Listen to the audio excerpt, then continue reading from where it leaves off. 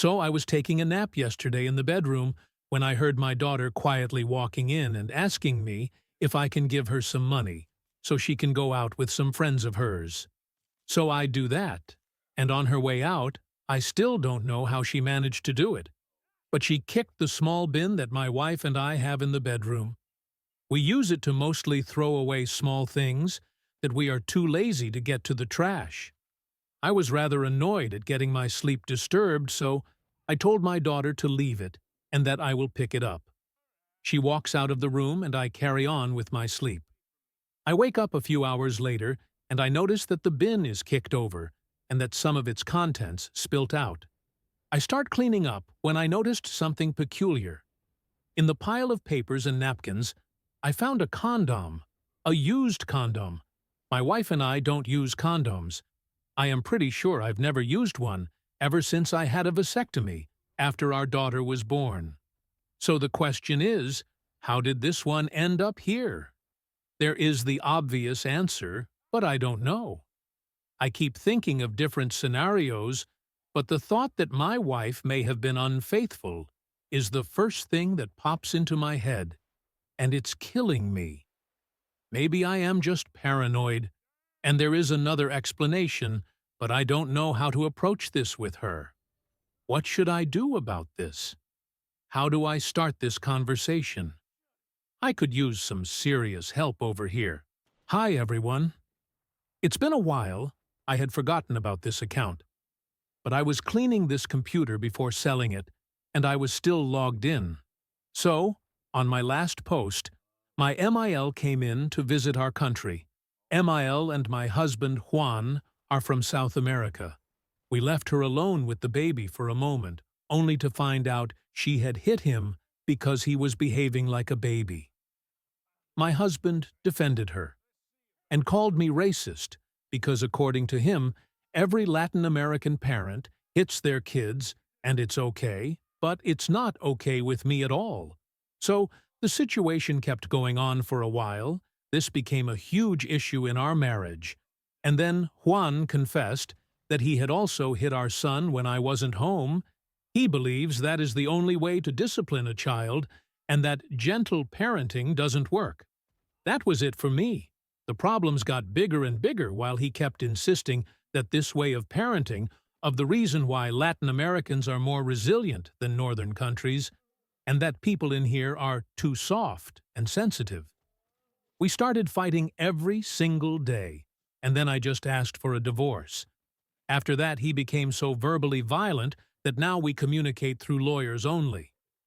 I have plenty of evidence of him confessing to hitting our son, while he in his testimonies confirms it, but says, "Is not that serious? This is stressful, and I'm not doing well, so I have to sell a few things to pay for bills and debts. I'm going for full custody while he is doing the same, claiming that I'm an unfit mother for not teaching our son discipline. Well, enough of my drama. I have to go and do something else, thanks everyone. I wasn't expecting so many people to read this, but wow, thanks everyone." To be clear, my husband wasn't beating our son in a way that could put his life in danger. But for example, wrapping a spoon in clothes, so when it hits, still hurts, but leaves no marks on the skin. He described this to me as a way to make me see that is not that serious, but is still unacceptable. This is not an attempt to make Latin people look like abusive parents. But Juan really thinks that because growing up he normalized it, he really thinks that everybody does it. And the people who wasn't raised that way are weak. And yes, we had talked about how to raise our child, but I always thought that not hitting them ever was obvious. I'm not sure when I might update with something important. I don't even have a court date yet, so it will take a while, but he'll be reading your comments. My sister, 24, is an Instagram influencer with around 8,000 followers. She posts days in the life and food reviews. When I had my baby girl, I told the family that I planned on posting no photos of her on my Facebook or social media, besides one private Instagram account. My entire family follows this Instagram account, and I use it to update on stuff I'm doing, and to post photos of my daughter without strangers having access to the photos. I decided to do this after my friend posted a video of her daughter at the pools, and it got way too many saves, and a bunch of older men liked it. I decided to keep my daughter away from social media after that incident. My sister did a day in the life video with our family and posted multiple shots of my daughter in her togs and eating ice cream. One of the clips is of my daughter with ice cream running down her face. I asked my sister to remove the clips of my daughter or just delete the video, and she has refused. She has always said my rules around my daughter is stupid, and she plans on doing the exact opposite when she eventually has kids. Due to this, I've told her she can't come around until she apologizes and deletes the clips. Mom thinks I'm overreacting, but I don't understand why she needed to film my daughter when I've made it clear that I don't want my daughter filmed. If you cut out my daughter's clips, the video wouldn't change.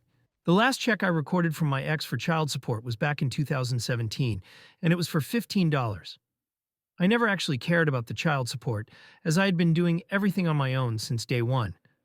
But it would have been nice. My ex owed $15,000+ in back support. I ended up moving out of state when my child was 2, and he was able to get his support reduced to 0 and owed $1 per week towards back support. I would get these statements in the mail every once in a while that showed what he owed and what he paid. I noticed the last one, the amount had dropped drastically, and thought it was weird, but didn't really think much of it, because I honestly force anything that has to do with my ex out of my brain as soon as possible. Well, I got another one today and saw the amount again and wondered what was up with that. So I called them. Turns out my ex paid $12,000 in 2022 or 2023, and they had sent the child support card to an old address, so I never received it. Thankfully, I was able to contact someone and get it corrected, and I'll be receiving the card by next week. It has over $12,800 on it. My ex hasn't had any contact with my child and had only seen them 8 times in the first 18 months of their life, and we moved after they turned 2. My child has no idea who he is and has someone else to call dad who wants to be that for them. But you bet your ass my baby's going to get a whole new wardrobe next week. This morning I took my dogs on a walk, and after a kilometer or so, we came across a huge pile of manure by the side of the country road. Whilst the stench and weird heat radiance had me recoiling, my 2 dogs had completely the opposite reaction, both diving headlong into the poops, before luxuriating about in the stinky miasma, clearly having the time of their lives. Meanwhile, I'm flapping about by the periphery of the dung heap, begging my dogs to stop fucking about, which they finally did, before making a beeline straight towards me for their usual boops and tummy rubs. As one of those rare breed of people who prefer to not bestow my boops into animals that are caked in shit, I tried to jump out of the way, causing me to slip on a rogue patch of fetid inkiness and faceplant into the scat mountain that I had been trying desperately to avoid. While the walk home was not fun for me, consisting mostly of uncontrollable retching, my dogs appear to have welcomed me into their sacred brotherhood. Every cloud has a silver lining, I guess. Shrug.